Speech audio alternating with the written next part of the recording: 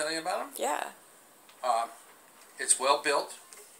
It has right angle geared tuners, not friction tuners. And maybe traditionalists might want to stay with friction tuners, but these are just superior all the way around. I don't know the brand. It looks like a Gotoh, G-O-T-O-H knockoff. It comes already with a peg in here for your strap. The wood is beautiful. The binding is wood on wood. It has an arched back top. It's not flat, it's arched, a single piece. I don't know the wood, but it's gorgeous. It's got a what would you call it? It's like a abalone inlay all the way around the body. It's got relief over here for your arm, so it's contoured.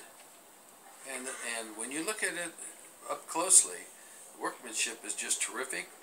The neck, the fingerboard is absolutely straight arrow, and there's enough bridge saddle up here if you want to lower it a little bit, you know, for your own particular taste and how much